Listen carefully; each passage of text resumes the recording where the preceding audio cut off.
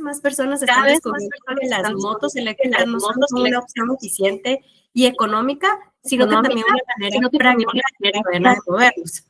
Y para iniciar, pues quiero presentar a nuestro embajador de comunicación y al mismo tiempo nuestro asociado, que de hecho fue uno de los primeros asociados que tuvimos, Marvin Salguero, que aparte es apasionado de la movilidad eléctrica y pues un usuario activo de una moto eléctrica. Así que él también vive cada día los beneficios de esta tecnología y pues nos va a transmitir desde su experiencia lo que significa ser parte de este cambio. Así que adelante, Marvin, el micrófono es suyo.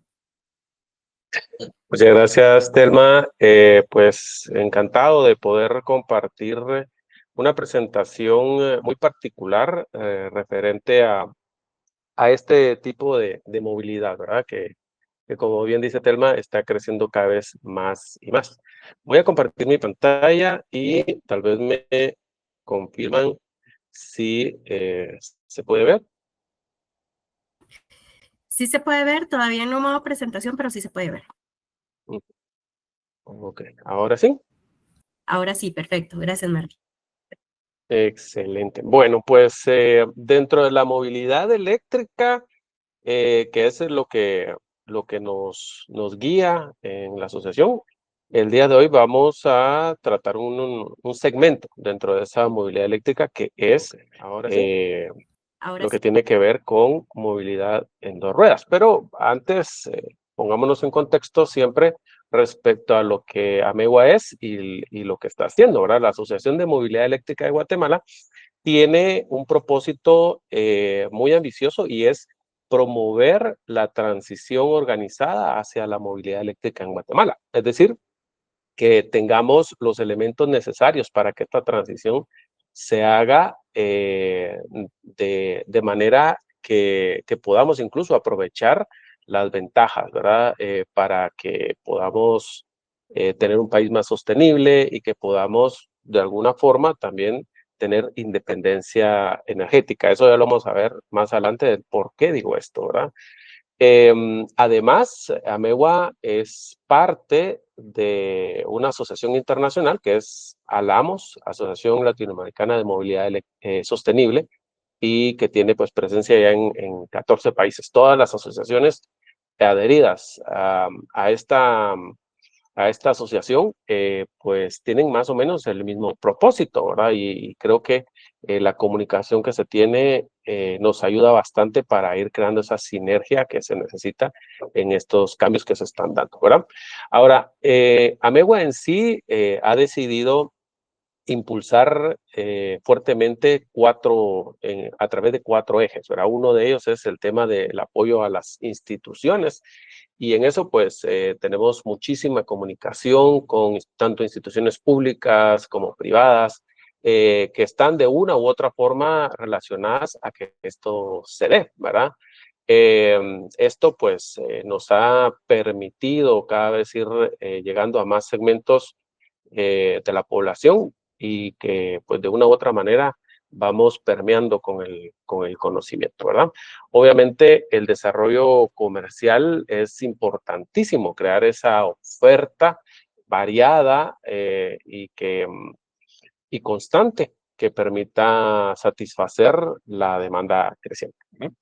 También por el lado de la divulgación e información, pues tenemos bastantes frentes. Uno de ellos son todos los canales de redes sociales en los que pues vamos compartiendo contenido, las conferencias que se hacen de manera presencial y virtual nos ayudan a ir cerrando esa brecha de conocimiento. Y también dentro de los aspectos fundamentales e ir promoviendo la infraestructura de recarga para que esto pues se vaya dando de una forma más completa y las personas se vayan animando cada vez más a tener pues un vehículo eléctrico, ¿verdad? Entonces, para hablar de este tipo de movilidad no podemos dejar de lado otro subsegmento que sería la micromovilidad, ¿verdad? Y esto creo que se puede resumir en tipos de vehículos unipersonales que no alcanzan una velocidad mayor a 25 kilómetros por hora. Esto creo que es importante mencionarlo porque la mayoría de legislaciones van poniendo por ahí la brecha para que tengan o no tengan placa, ¿verdad? Actualmente en Guatemala no existe directamente esta clasificación, sin embargo, sí menciona de que todo vehículo que tiene motor debería tener placa, ¿verdad? Esta laguna legal o de falta de afinar la implementación hace que, pues de alguna manera, estén un poquito en el limbo. Pero yo soy partidario de que el tema de la micromovilidad es algo que deberíamos impulsar, incluso mucho más. ¿Por qué? Pues porque la micromovilidad la puede utilizar toda persona que haga trayectos inferiores a 40 kilómetros ida y vuelta, ¿verdad? Entonces, eh, buena parte de la población podría impulsarse a través de este tipo de movilidad, pero muchas veces por falta de infraestructura, pues no se animan, ¿verdad? Por un tema de cuidar su integridad física muchas veces y en otros casos por un tema de seguridad de otro tipo, pues no lo hacen, ¿verdad? Ya se están haciendo algunos cambios, algunas mejoras con las ciclovías, aunque mi parecer, mi opinión es que las ciclovías por el momento tienen una, una orientación más recreativa que funcional, ¿verdad? Sin embargo, pues ya se usan para ir y venir del trabajo para ciertas personas que tienen el acceso a estas, o que les quedan bien, ¿verdad? Estas ciclovías, ¿verdad? Entonces, la ventaja, yo creo que lo que va a impulsar la micromovilidad es cuando empiecen a conectar las ciclovías con estaciones de buses para que realmente se amplíe digamos, la autonomía o la cantidad de kilómetros que una persona puede recorrer sin tener que pues comprar un vehículo pues más complejo, ¿verdad? Entonces, para ir entrando ya en materia de lo que es la movilidad en dos ruedas, lo primero que hay que reconocer es de que esto de las motos eléctricas no es nada nuevo. Realmente ha habido bastantes proyectos, tanto de bicimotos como de motocicletas, a lo largo de la historia, ¿verdad? Lo que pasa es de que muchas veces pues no se le ha dado el impulso y no pasa de un prototipo o algunas pruebas, pequeñas pruebas piloto, ¿no? Una de las cosas que cabe resaltar en las motos, si se fijan ahí en las fotografías, es que no hay mucho espacio para poner batería, ¿verdad? Y la tecnología de las baterías en esos entonces, pues no tenían tanta densidad energética y entonces requerían pues más de las que caben a veces, ¿verdad? Entonces, eso creo yo que es uno y fue uno de los retos más importantes, pero actualmente pues ya se logró mejorar muchísimo el tema de la densidad energética de las baterías y ya pueden eh, pues manejarse en distancias relativamente aceptables, ¿verdad? Se tienen desde monopatines hasta motocicletas de carreras, pasando por las motos completamente urbanas, como estas de por acá, ¿verdad? Y algunas con un poco más de autonomía, de un segmento un poco más alto, ¿verdad? Pero realmente esto, como ven, ha cambiado muchísimo y la oferta ya está ahí, ¿verdad? Lo que hace falta es entender cuál es la que nos conviene según nuestras necesidades, ¿verdad? ¿De dónde viene la mayoría de estas nuevas tecnologías? Pues del país con más personas, con más densidad poblacional, con mayores urbes, ¿verdad? En donde la motocicleta sí o sí se vuelve un medio de transporte necesario, ¿verdad? Por la versatilidad que tiene, por los costos y por otro montón de cosas. Se estima más o menos que actualmente hay unos 200 millones de vehículos de dos ruedas o de tres ruedas, en este caso, ¿verdad? Pudieran ser. Y en el 2024 se vendieron más de 13 millones de vehículos de dos ruedas. Es decir, China está dando la pauta, pero no solamente China. La India también está impulsando fuertemente el tema de este tipo de movilidad y la transición hacia movilidades, pues, modos de moverse más sostenibles, ¿verdad? Eh, una cosa que creo que va a impulsar el tema de la movilidad eléctrica en Guatemala es la adopción de este tipo de vehículos para entregas, para delivery, que se le dice, ¿no? De la pandemia para acá, las empresas de reparto se han vuelto monumentales, ¿verdad? Han habido desde emprendimientos muy pequeños hasta marcas internacionales que han utilizado estas ventajas para repartir cualquier tipo de productos, ¿verdad?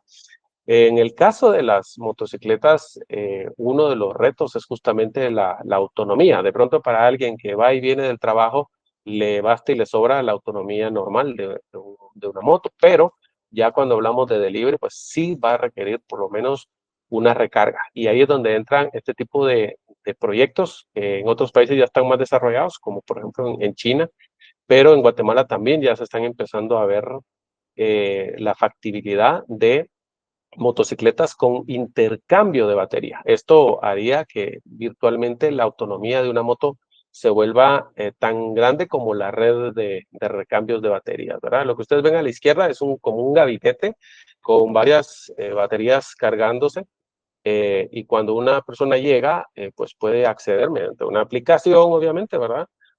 Para sacar baterías completamente cargadas y dejar las baterías que pues ya van como descargadas o a media descarga, como sea, ¿verdad? Es indistinto. Lo importante acá es que puede seguir manejando esa moto por la autonomía que tenga, pues, pues el modelo que esté utilizando, ¿verdad? La mayoría, aprovechando ahí el tema, la mayoría de motocicletas actualmente tienen un rango entre 60 y 125 kilómetros de autonomía. Hay unas que tienen mucho más, pero estamos hablando de categorías y rangos de precios bastante más altos. Lo popular es más o menos entre 60 y 125 kilómetros de autonomía. Pero este sistema creo que promete muchísimo, ahora este sistema de intercambio de batería.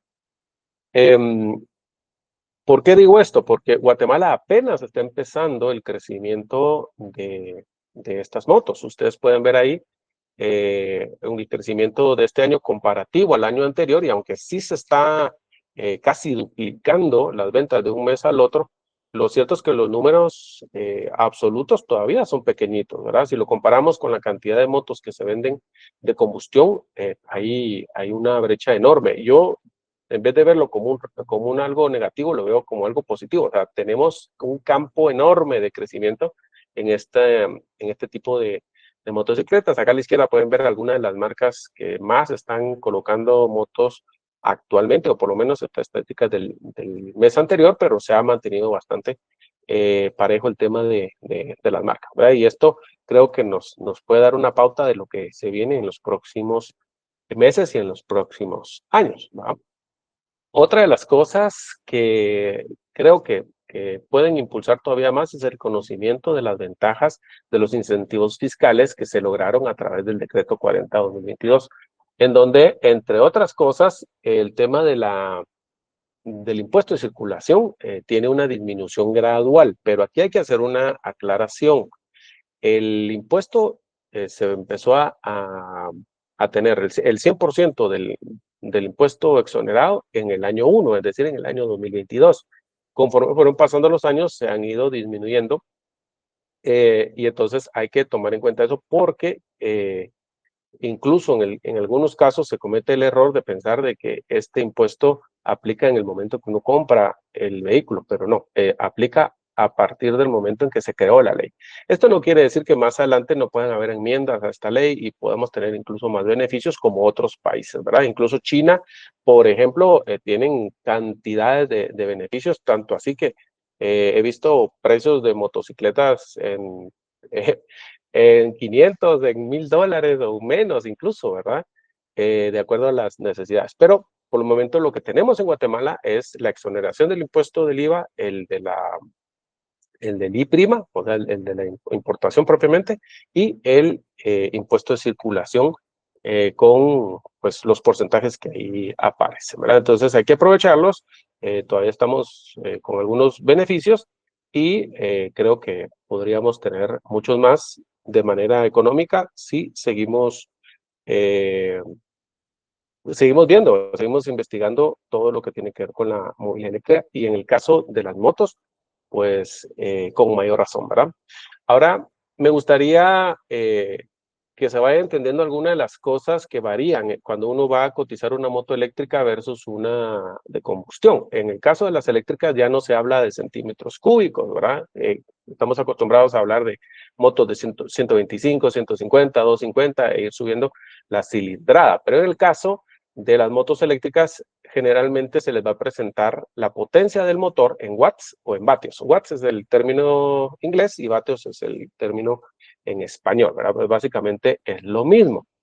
Y otra cosa que vale la pena mencionar de los motores eléctricos en general es el torque que tienen. Es una entrega de la potencia casi instantánea, ¿verdad? En el caso de las de combustión, y eso aplica también para carros, no solamente para motos, la caja de cambios lo que hace es una especie de ayuda al motor de combustión para que mantenga ese torque constante. En el caso de los eléctricos, es indistinto en qué aceleración vaya, casi siempre, casi todo, en todo el trayecto va a tener el mismo torque, ¿verdad? Y eso se siente de inmediato cuando uno maneja carros eléctricos y también en el caso de las motos. En este caso puede ser que se los presenten en newton metro, el torque, o en pie libra, ¿verdad? Depende de dónde venga la fabricación, pero la mayoría es en newton metro, ¿verdad?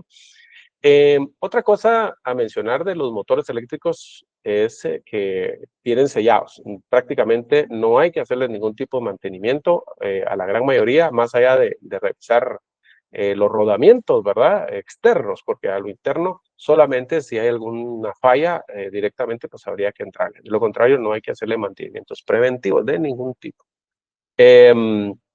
Otra cosa es que algunos modelos de motocicletas pueden regenerar energía, es decir, este mismo motor que impulsa la moto, a su vez puede convertirse en un generador de energía para devolver un poco de esa carga o recarga a la batería, haciendo todavía un poco más eficiente las distancias que se pueden recorrer, ¿verdad? Y obviamente el tema del ruido, que es evidente, porque incluso cuando acostumbrados a que las motos hacen mucho ruido, pero las eléctricas prácticamente no hacen ruido, ¿verdad? No se sabe que está encendida hasta que uno acelera y entonces ya empieza a avanzar. Pero son de las cosas más notables, ¿verdad? Entonces hay que tomarlo en cuenta cuando estamos viendo temas de motos eléctricas. Otro factor que es súper importante es el tema de la batería. Como les dije al principio, incluso ahora sigue siendo todavía un reto el tema de la densidad energética que puede tener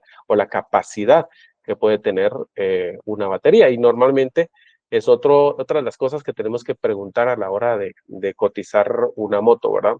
Tenemos que preguntar, por ejemplo, cuántos kilowatts hora tiene de capacidad esta, esta batería, también para hacernos una idea de más o menos cuánto dinero tenemos que gastar de energía eléctrica para recargar la batería. Normalmente le van a decir en kilowatts hora, ¿verdad? Y es la misma medida que tiene la empresa eléctrica o Energuate para la tarifa de nuestra factura. Entonces, eso es súper importante. A mayor kilowatts, más autonomía, ¿verdad? O distancias más largas. Otra cosa es, van a ver en las baterías dos indicadores que vale la pena ver. Uno que va a ser en voltios y otro en amperios. Cuando vean el tema de los voltios, es más o menos una relación de cuánta potencia, cuánta energía le puede entregar al motor en un momento determinado. O sea, esto está relacionado con la potencia. Si quisiéramos hacer un paralelismo entre los centímetros cúbicos y los voltios, creo que sería una de las maneras en que podríamos verlo. Obviamente no se va a parecer, ¿verdad? Porque, por ejemplo, una batería puede tener 32 voltios, 60 voltios, 72 voltios, y esto no le va a decir exactamente si es más o menos de una de combustión, pero uno empieza a hacer comparaciones, ¿verdad? La otra es el tema de los amperios, o las amperios hora, y esto nos va a decir la capacidad, ¿verdad? Cuánta autonomía, qué distancia podríamos recorrer en una moto. Todos estos factores generalmente están equilibrados. El tamaño del motor y la batería y los sistemas de control están equilibrados, pues por eso, porque vienen de fábrica, ¿no? Entonces, se pueden hacer algunas modificaciones pero no se recomiendan a menos que sea personal altamente calificado, ¿verdad? Esto no es como que vamos a agarrar nuestra moto y la vamos a trastear porque estamos hablando de altos voltajes. Entonces, tiene que ser una persona que tenga certificaciones para manejar este tipo de modificaciones. Por lo demás, yo diría, no hay que menearle, ¿verdad? Realmente la moto está para usarla, ir y venir, ponerla a recargar y vámonos, pues, o sea, realmente eso es importante. Y el cargador generalmente es, pues, se toma de la corriente 110, la gran mayoría. Hay otras que pueden manejarse con 220, pero la gran mayoría de motocicletas se conectan a una toma de 110. Esto, pues, va a la motocicleta y, pues, o a la batería, en el caso de las baterías que son removibles, y ya, y ponerlo a cargar, ¿verdad? Otra cosita importante es la vida útil de las baterías. Uno de las preguntas más comunes que hacen es, ¿y en cuánto tiempo tengo que cambiar la batería? Eso va a depender de múltiples factores, incluso de la tecnología de la batería, pero realmente las baterías actuales pues tienen una vida útil bastante alta, ¿verdad? Estamos hablando cuando hablamos de ciclos, estamos hablando del el trayecto que puede hacer la moto desde la batería al 100% hasta la batería al 0%, ¿verdad? Como les decía antes, las autonomías andan entre 60 kilómetros a 125 kilómetros en la mayoría de motos pues, más populares, ¿verdad? Entonces, si hablamos de ciclos, una batería puede darles esas cargas y descargas entre 500, 700, 1000, 1500, 2500, dependiendo de la tecnología de la batería. Si lo multiplicamos por la cantidad de kilómetros, ya podríamos darnos una idea de que tenemos moto para buen rato, en realidad, ¿verdad? Es otra de las cosas que hay que mencionar. Lo de los ciclos de carga, la potencia y otros factores van a depender directamente del tipo de batería que se tengan y obviamente acorde al motor también, ¿verdad? Están las baterías de plomo ácido, algunas que tienen aleaciones de grafeno y en el caso del litio hay combinaciones con cobalto, magnesio, ferrofosfato y otras más que se están viniendo, ¿verdad? El tema de las baterías está pero efervescente en cuanto a innovación y ahorita tenemos esto, pero mañana tienen nuevas tecnologías que van a superar incluso a las que actualmente tenemos, ¿verdad? Cuando hablamos de la temperatura, en el caso de las baterías, es un factor muy importante porque la mayoría de motocicletas se enfrían por aire, es decir, por el movimiento en sí, ¿verdad? Tienen algunas rejillas de ventilación y van manteniendo la temperatura adecuada, pero motocicletas más avanzadas incluso utilizan ya refrigeramiento por líquido, igual que los carros, ¿verdad? Acá en la derecha podemos ver una que ya tiene ese sistema, también porque la batería es bastante más grande y bueno, todas las prestaciones son más grandes, pero vamos a que el tema de la temperatura es algo que tenemos que ir viendo, ¿verdad?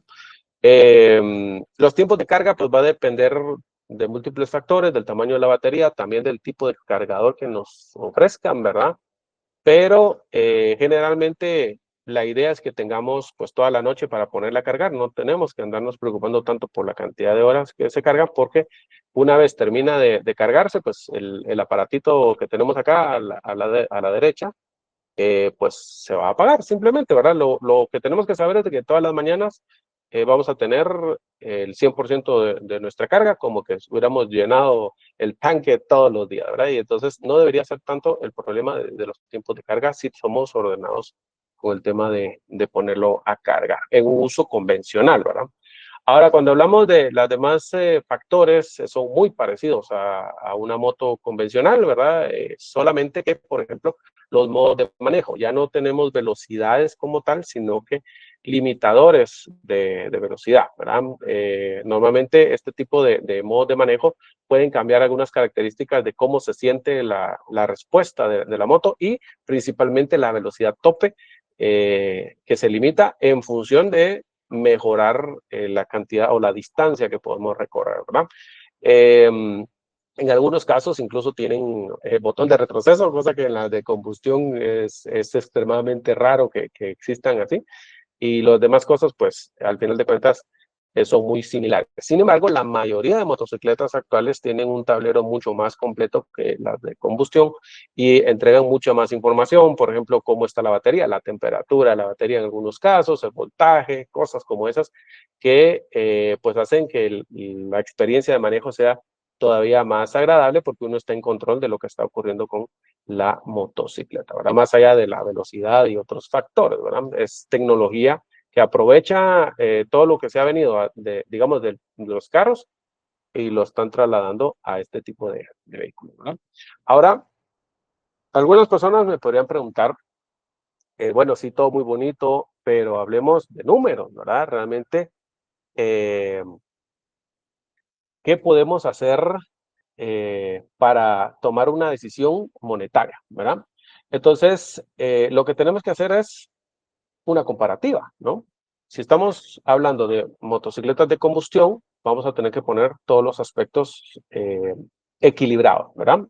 Y en este caso, pues, me tomé el tiempo para hacer números. De hecho, los hice mucho antes de comprar mi moto eléctrica, ¿verdad?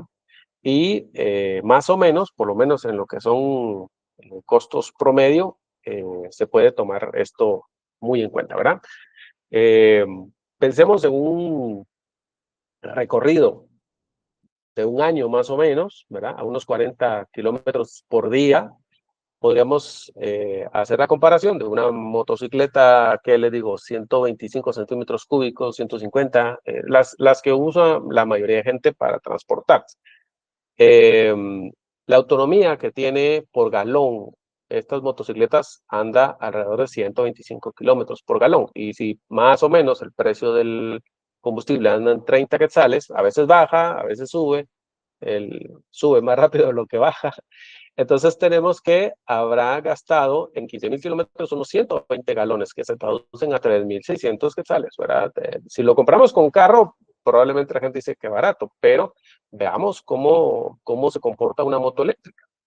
Eh, Puse 75 kilómetros de autonomía por dejarlo bajo, pues, por mencionar motocicletas bastante más accesibles, pero como les dije, hay motocicletas con mayor autonomía. Pero pensemos en esto, 75 kilómetros de autonomía, más o menos una batería de moto tiene unos 3 o 4 kilowatts hora, lo que se traduce más o menos en 4 quetzales, 5 quetzales máximo por carga total, ¿verdad?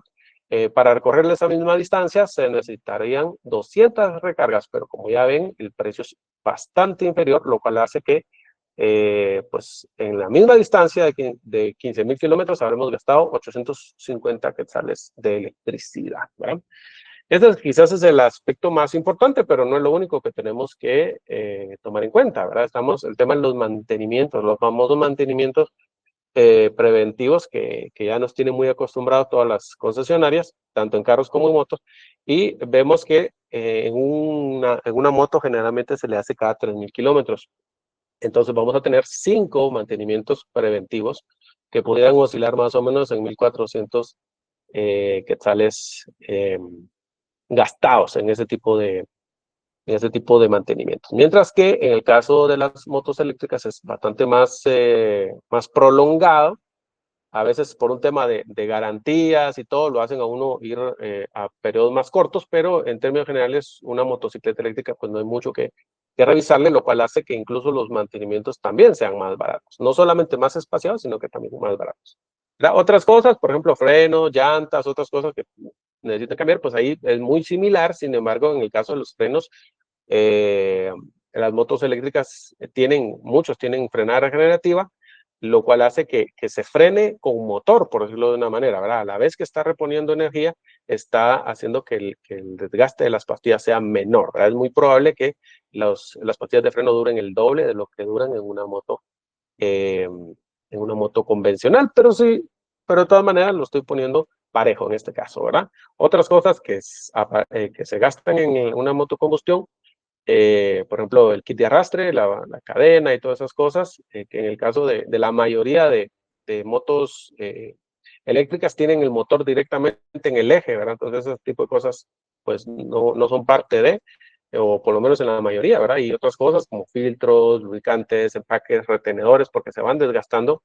Y en el caso de la eléctrica, pues no es necesario o es extremadamente raro que haya que hacerle algún cambio, salvo un accidente o cosas así, ¿no?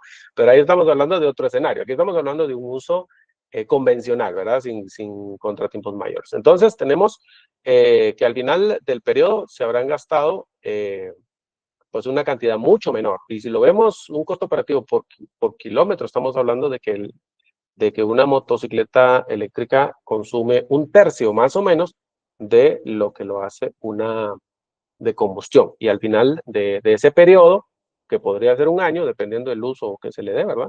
Estaremos ante un ahorro bastante importante si lo comparamos porcentualmente con el precio de las motocicletas, ¿verdad? Entonces, creo que este factor vale la pena mencionarlo, porque eso es alguna de las cosas que la mayoría de personas que tienen la intención de comprar, de pasarse a una moto eléctrica, pues se cuestionan, ¿verdad? Y pues aquí podemos ver claramente que monetariamente es una alternativa bastante viable desde un punto de vista económico, ¿verdad?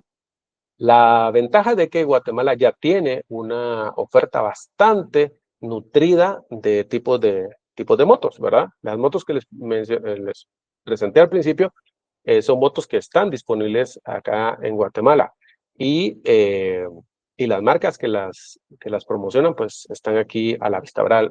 Algunas de estas, o la mayoría diría yo, son parte de la asociación, así que pues tienen digamos, este concepto de avanzar hacia esta movilidad y que la transición sea eh, de la mejor manera posible. Pero hay otro factor que yo creo que hay que mencionar y no solamente es el tema del costo monetario operativo, sino también el impacto que puede tener el hecho de que ya no dependamos tanto del petróleo y que podamos utilizar un recurso que tenemos en abundancia, y es el tema de la energía eléctrica. Esta sí la producimos localmente de múltiples maneras y dependiendo de la demanda que se vaya dando, incluso pueden irse abaratando los costos aún más, ¿verdad? Guatemala gasta una cantidad impresionante de dinero en combustible. Solo en el último semestre, Guatemala facturó 2.200, casi 2.300 millones de dólares en concepto de combustible, ¿verdad? Entonces, imagínense cuánto podríamos ir transformando de ese presupuesto que se da a un comercio más local de generación de energía. Y como les mencionaba, realmente recargar una moto eléctrica es tan fácil como tener una toma de corriente 110, ¿verdad?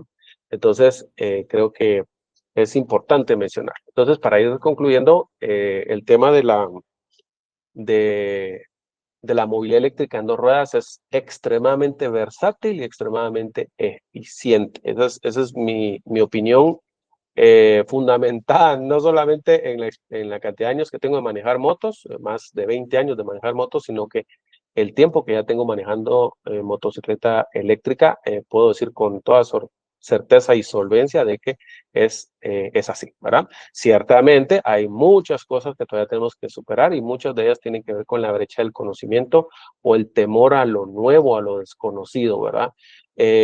Hay más cosas que podríamos ir haciendo, ¿verdad? De pronto se podrían ir mejorando algunos incentivos específicamente para la movilidad en dos ruedas y para la micromovilidad, como les mencionaba hace un momento, pero lo cierto es que se está haciendo ya el cambio, ¿verdad? Más rápido, más lento, eso depende de muchos factores que muchas veces no dependen de una o dos instituciones, sino de muchísimas en conjunto.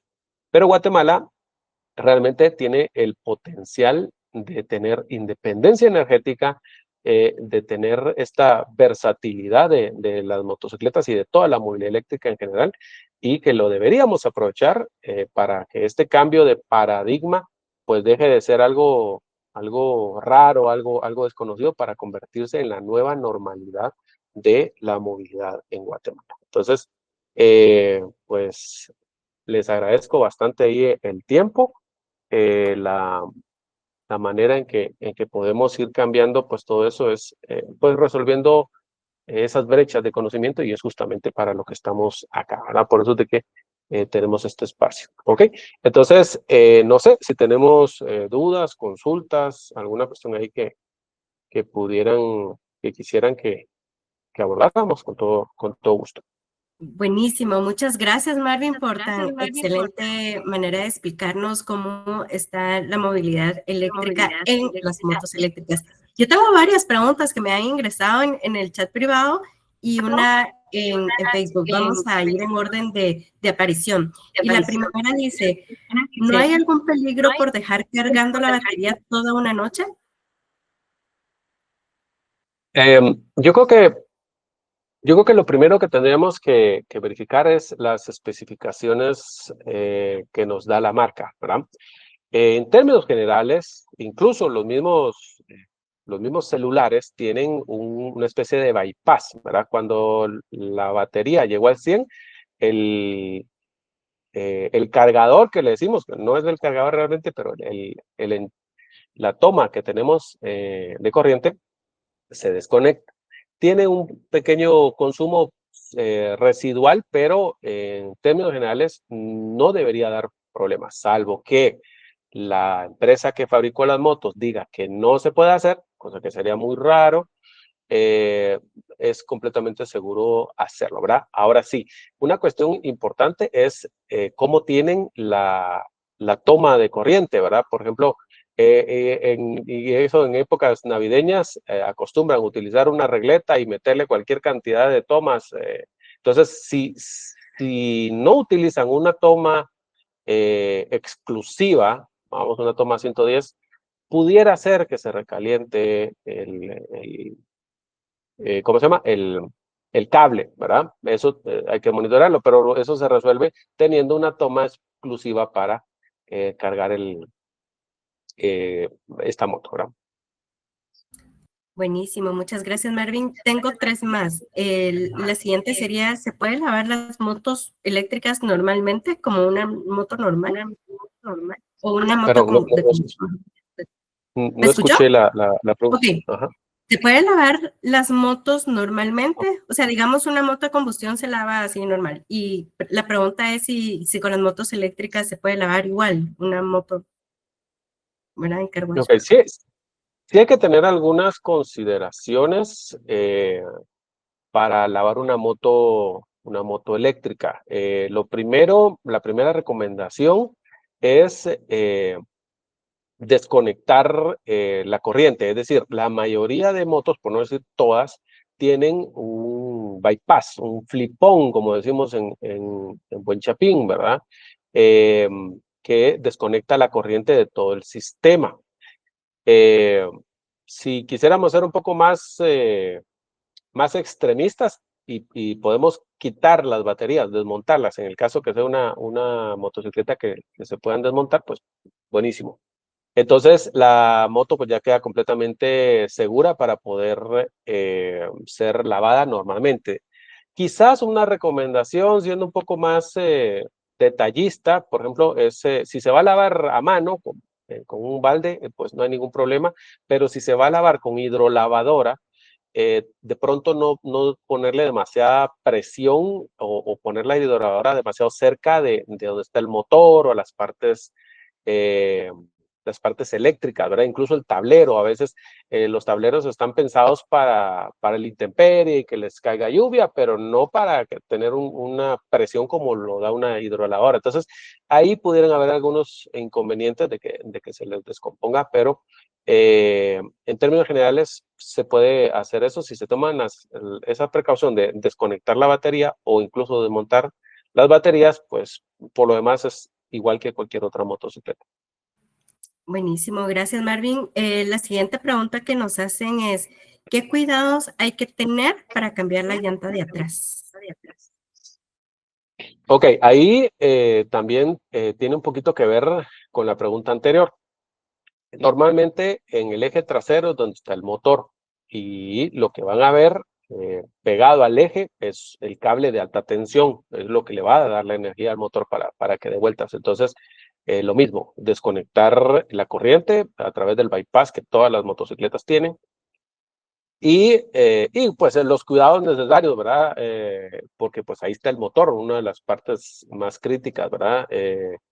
Pero en términos generales sería la única recomendación, ¿verdad? Salvo que en el manual del usuario o el manual técnico, pues diga alguna cuestión en específico, pues no debería ser tanto problema el cambio de la llanta trasera. ¿Por qué la trasera? Pues porque es donde está el motor. La delantera es como cualquier otra llanta. Eh, y no debería dar problemas. Sin embargo, ahorita estoy recordando que hay algunas motocicletas eléctricas de 2 motores, entonces, pero generalmente las que son como las motocross o cosas así, pudiera ser, ¿verdad? Entonces se aplican los mismos cuidados también para la llanta de adelante, pero estamos hablando de motos más convencionales que solo tienen un motor, ¿verdad? Y está en la parte de atrás generalmente. Ahora, si el motor es central y tiene, generalmente le ponen una faja, casi no he visto con cadena, la mayoría son fajas, entonces, pues, muy similar a lo de una moto convencional, ¿verdad? Siempre lo que sí es clave es desconectar la corriente antes de manipularlo, ¿verdad? Porque estamos hablando de voltajes altos. Ya estamos hablando de más de 40 voltios en corriente directa y eso puede ser letal, ¿verdad? Excelente, gracias Marvin. Y la última pregunta que tenemos por acá dice, ¿se le pueden añadir neblineras o luces extras a una moto eléctrica? Neblineras. Bueno, yo creo que aquí es un tema de recomendaciones del fabricante y yo diría, si no es necesario, mejor no colocarle, porque pues el circuito, digamos, de la energía está pensado para cierta cantidad de demanda, y aunque la mayoría de motocicletas eléctricas tienen pocos LED, algunas no, entonces pudiera ser que esto descompense el sistema eléctrico y pues le afecte, ¿verdad? Entonces yo diría, en principio, mejor no. Si lo va a hacer, pues consulte el manual de usuario de cómo podría hacerse y principalmente hágalo con personas calificadas, porque, insisto, estamos hablando de altos voltajes, entonces hay que saber por dónde hacer esa conexión eléctrica para que no hayan consecuencias, ¿verdad? Que lamentar, ¿verdad? Por acá Norman nos pregunta, flotillas delivery que se estén haciendo la transición. Acá en Guatemala ya se podría decir que hay algunas, Pollo Campero ya tiene algunas de estas flotillas de motos eléctricas. Me parece que Novex también estaba implementándolo con lo que yo les mencionaba de baterías desmontables, que eso hace que, por ejemplo, pueda usarse todo un mediodía, por ejemplo, llega al mediodía a la hora de comida del piloto, porque obviamente tiene que comer, ¿verdad? Y en ese momento, pues pueden hacer el intercambio de baterías y tiene otra vez otros 100 kilómetros para toda la tarde, ¿verdad? Así es como les ha estado funcionando. Ahora, el tema de intercambio de baterías, como los que vimos al principio de la presentación, todavía no hay un sistema de intercambio eh, digamos, libre, ¿no? Lo están haciendo empresas en específico.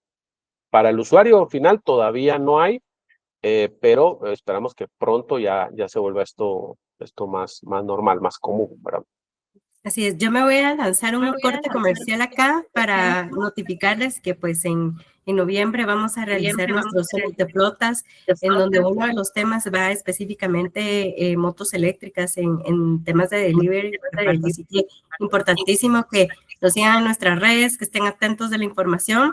La entrada va a ser gratuita, así que va a ser muy, muy interesante que ustedes puedan estar presentes justamente para conocer cómo se hace esta transición y los casos de éxito en temas de motos eléctricas en delivery. Excelente. ¿Tenemos alguna otra consulta, pregunta? No, estoy revisando por acá y ya no. Estas serían las últimas. Ok, excelente. Bueno, pues entonces creo que se cumplió el objetivo, hablar de un tema que desde hace ese tiempo queríamos abordar y creo que esto pues de todas maneras va a quedar colgado en las redes sociales para estar monitoreando. Incluso de mi parte yo voy a estar monitoreando también reacciones ya que no están en vivo y me comprometo a contestar también esas dudas que surjan fuera del en vivo, ¿verdad? Entonces, muchísimas gracias. Perfecto. Nuevamente, muchas gracias a todos también por quedarse hasta el final y por compartir Yo con tenía nosotros. una última pregunta, perdón. Con Adelante, gusto. Norman, sí, adelante, el micrófono es suyo. Perdón, es que me cuesta escribir porque estoy, entonces prefiero hablar. Buenas noches, gracias. Solo quisiera entender, bueno, yo soy usuario de vehículo eléctrico y me cuesta un poco cuando le explico a la gente como que le ven mucho más contras que pro, y creo lo que pasa es que nunca han manejado un carro eléctrico, pienso yo que esa es una de las razones, pero quisiera entender también para particulares una moto eléctrica que no necesita una infraestructura eléctrica tan grande ni tan cara, que ya la tiene porque en su casa lo tiene en forma particular, y que el mantenimiento es tan barato y que el vehículo es tan barato. ¿Por qué no crece más, o qué hace falta para que eso despegue? Y también quería comentar lo mismo porque en el interior los tuk-tuk son el medio de transporte masivo, a pesar de que solo lleva hasta 4 pasajeros, ¿verdad? Pero es masivo porque es lo que utilizan en las ciudades del interior, puesto que no hay autopistas y son calles muy estrechas. Y ese sería también un segmento que, dadas las ventajas de infraestructura que cada quien puede tener, más costo, más mantenimiento, debería de ser más atractivo. Quisiera entender eso.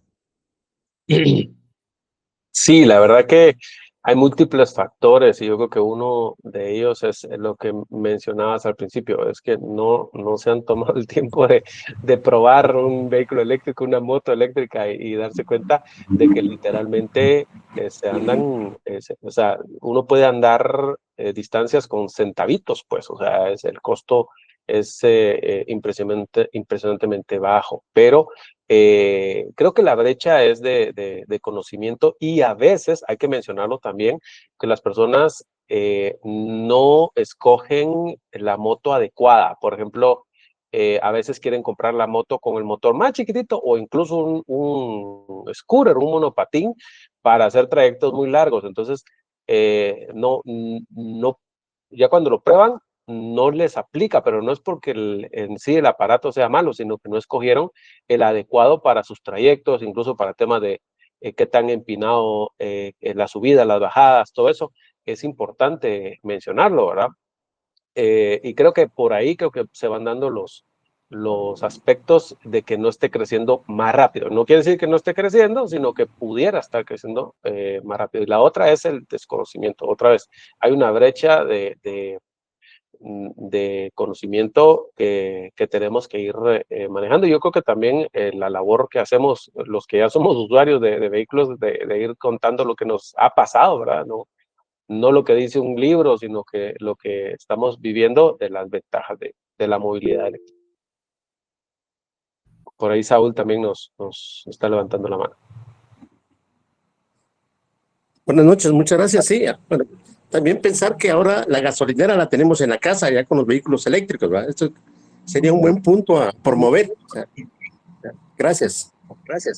Sí, excelente. Sí, y esta es una de las cosas que dicen, ¿verdad? ¿Dónde lo cargo? Pues en casa, ¿verdad? En los carros todavía, digamos, un poquito más complejo porque se recomienda poner una instalación dedicada, ¿verdad? Para el carro, pero en la moto es, como les digo, o sea, toda casa tiene al menos unos 10 tomacorrientes, ¿no? Entonces es cuestión de, de decidir dónde conectarlo, ¿verdad? Y trabajar con lo que se tiene. En el caso de las motocicletas es mucho más sencillo, ¿verdad? Pero esto aplica para toda la movilidad eléctrica. Tenemos nuestra electrolinera en casa, por decirlo así, ¿no? Buenísimo, gracias Saúl por ese aporte. Creo que es importante ir haciendo esos cambios de paradigma en la gente para que no le tenga miedo realmente.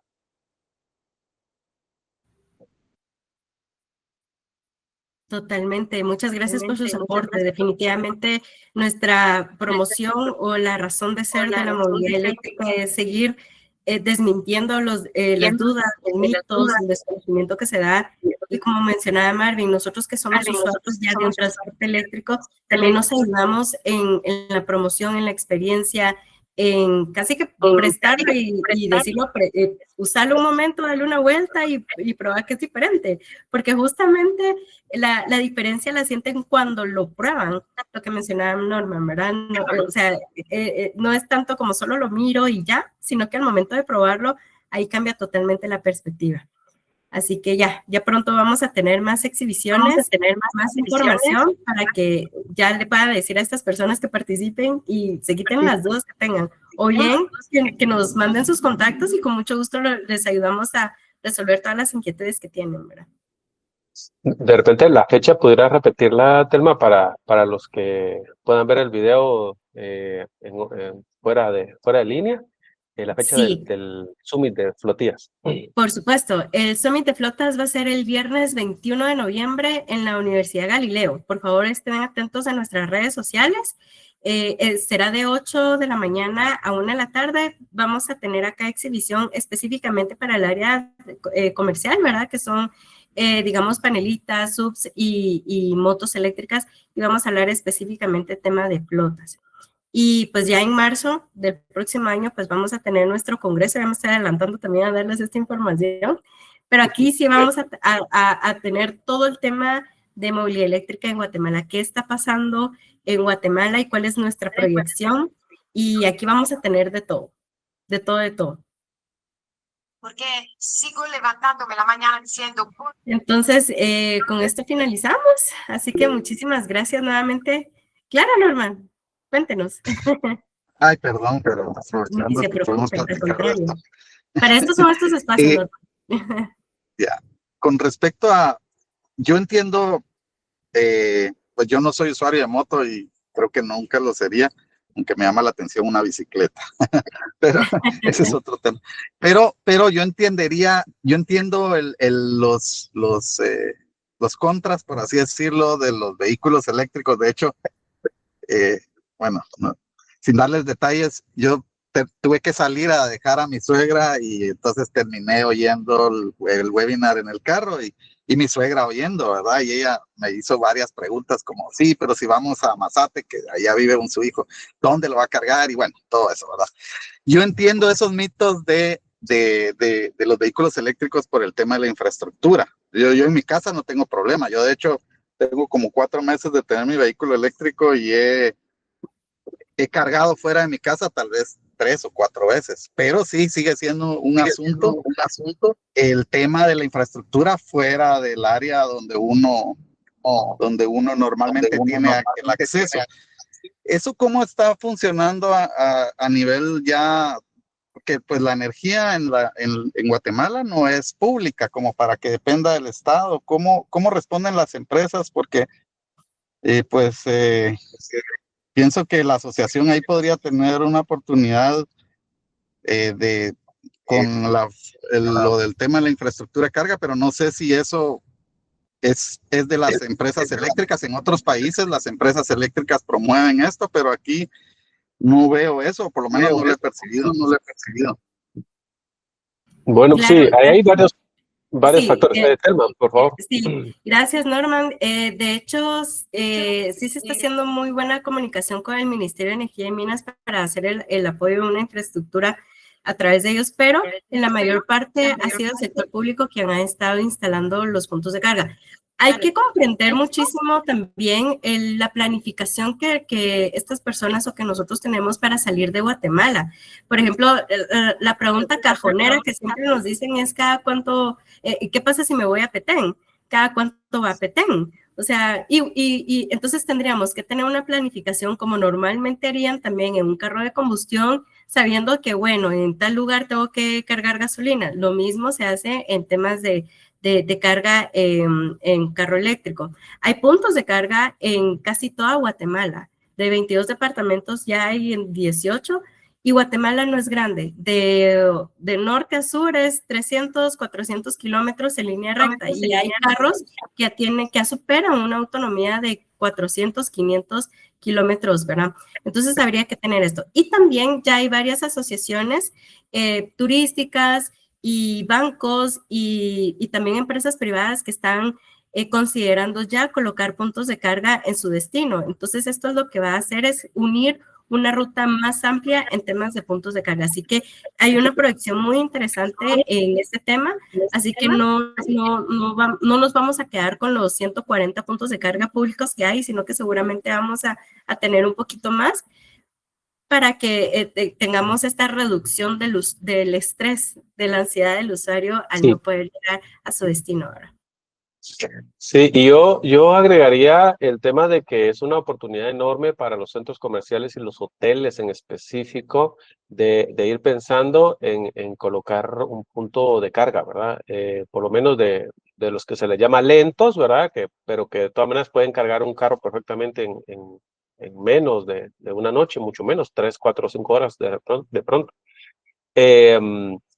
Y para el tema de las motos, esto de la autonomía se puede resolver con el sistema que mencionaba de swap de baterías, que le llaman, ¿verdad? Intercambio de baterías, que tiene dos grandes ventajas. Una es que incluso es más rápido que poner gasolina, y la otra es de que al tener un sistema de intercambio de baterías significa que la batería tendría que darse como una especie de leasing, como un alquiler de la batería, ¿verdad? Entonces, pues porque definitivamente uno va a estar intercambiando baterías, no puede tener una propia, ¿no?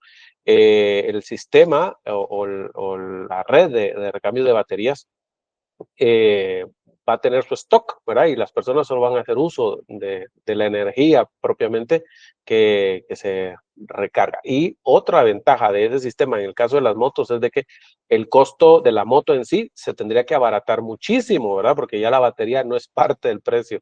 Entonces, yo verdaderamente estoy esperando que se dé este cambio que les mencioné, que va a beneficiar tanto a flotillas como a usuarios individuales, ¿verdad? La infraestructura para recambio de baterías es todavía más fácil porque no requiere altos voltajes. O sea, pueden poner ese rack de 12 baterías cargando siempre en una toma de 110, de pronto dividido en dos circuitos, pero el punto es de que en el caso de las motos es todavía más sencillo. No hay una infraestructura directamente pública, pero algunas empresas o centros comerciales ya se están empezando a voltear a ver incluso las motos para dar el tema de recarga, ¿verdad? En el caso de las motocicletas. Pero esto de la infraestructura es un tema muy complejo que tiene que ver con distintos factores y sectores, ¿verdad? Yo diría que los generadores de energía están más que deseosos, ¿verdad? De que se incremente la red de recarga, porque pues al final de cuentas sería más negocio para ellos, ¿verdad? Y para el país en realidad. Sí, un tema con lo que preguntaba Gordon, respecto, digamos, la empresa eléctrica de Guatemala ya tiene una tarifa horaria para cargar el costo de energía de 10 de la noche a 6 de la mañana es más barato que en el día, entonces solo el requerimiento de ir creciendo y que esa parte se vaya popularizando. Uh-huh. Sí, es cerrar la brecha de conocimiento, básicamente. Por eso es que estamos haciendo estos tipos de espacios, y tanto virtuales como como espacios físicos, como el Summit, ¿verdad?